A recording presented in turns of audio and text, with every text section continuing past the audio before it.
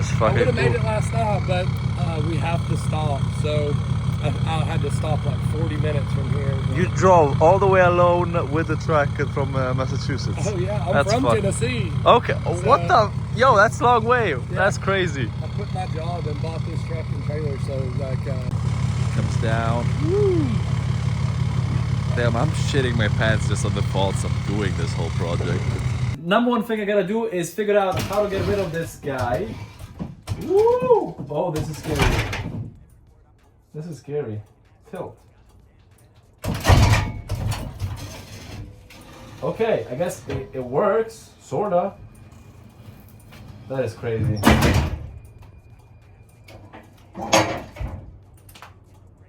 This would be really cool for a work van or something. Let's see if I can sell it. Probably gonna take it off and try to sell it. Now here I tried to get the power drill. It's the impact drill that empty store gave to me, but unfortunately these screws were literally welded for how rusted they were. So I went on with a proper cutter that you will see me use in the next couple of videos. Good manners didn't work out, so we're gonna try with the bad ones. See what happens.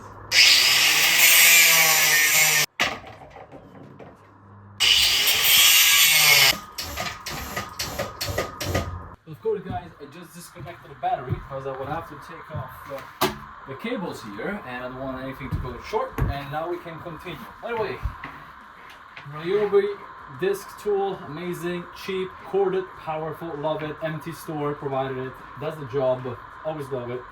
And you don't have to go expensive, especially with corded. I had an old one, it was battery powered, Ryobi. It died after 4 years of house restoration, and I abused the hell out of it, so it was worth it. It was $50 with battery. This is $50 corded, and I'm pretty sure it's gonna even be longer lasting than the other one.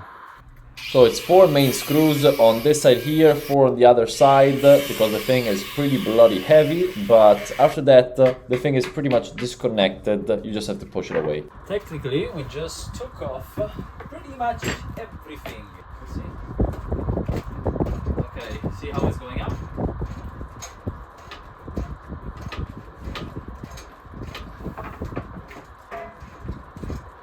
Use some cardboard. Let me use some cardboard.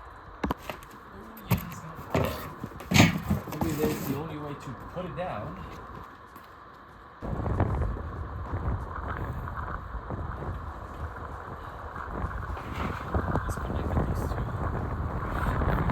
Now the whole thing is just hydraulics, so just by pushing it up with the manual pump and then pushing it manually, as you can see, boom, it just comes down quickly. Now here I'm just closing it in and tightening it up by simply using the hydraulic pump a little bit more, as you see me doing now, and that's it. Welcome back guys in my van. We officially have it. We already took down the main, let's say, issue of this van, which was the ramp, which was heavy. I paid a guy, I wasn't able to sell it. I paid them $50 to have it taken away, which is okay. I already expected that thing to be sold, and I didn't expect to make money off of it, so I didn't really care. And now we are on to dismantling continuation. We have our beautiful Ryobi drill, simple, easy, nothing special, inexpensive, provided by Amity Store. They're sending me a new one too, because I've been obliterating this for a while, and even though it still works, it's better to have backup. And we're gonna start out by taking off these little boards here. So normal drill bit and some, I think this is a 10 millimeter. These are cool. And to go back onto to bare metal, so I can first of all do the insulation and everything, and also run some cables to start doing electrical. And then we can also start with planning and everything. One thing I realized is the floor is amazing. It's also very thick. I probably can just put the insulation and just put this floor back on, and then just put the aesthetic looking floor on top of it, because it is already cut to shape. It's perfect. It's a good condition. So that's a big plus and big savings. So let's get to it. I'm gonna do a time lapse and we're gonna do this.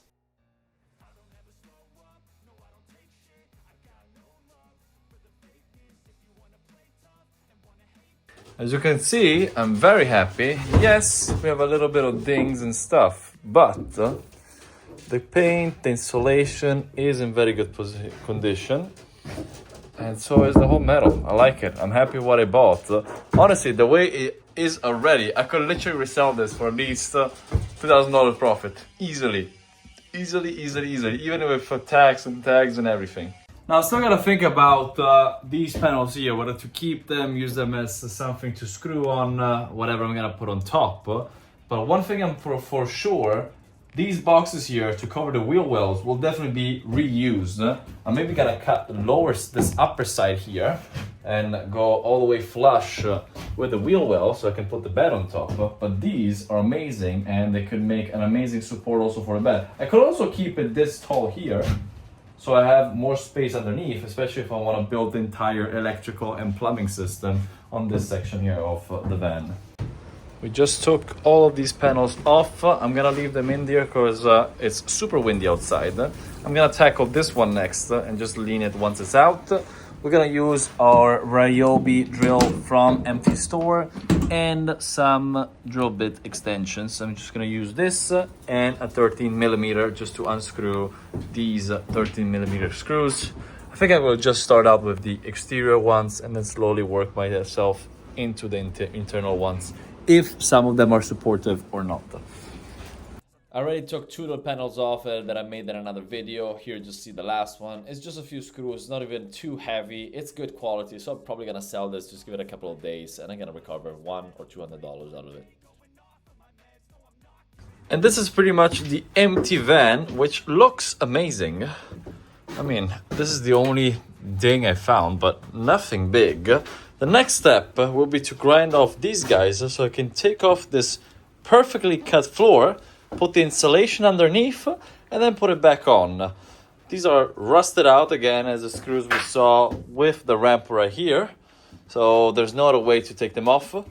I was planning initially was thinking to just put the insulation on top, and I'm like, no, I want to insulate this from moisture because it is made out of wood, even though it doesn't look like it.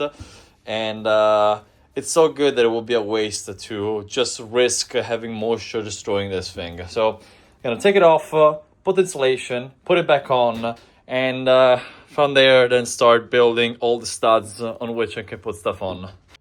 We are now at Lowe's here getting some wood. So this is what was there, and the studs that are already in place are of this material, which is pretty much 1 inch. And I found this 1x2x8s, which are very interesting. Probably gonna use these ones here that match this to continue building studs. It's cheap, they're like $1 each. I could just make them myself for cheaper, but I'm lazy for that, and we want to be also a little bit efficient. And this closes the first video, which is the dismantling. The next video will be more about insulation and a little bit of framing. So if you like what I'm doing, just like and subscribe. If you have questions about this part here, just leave a comment, I might respond to you. And I'll see you in the next video, guys. Thank you for watching.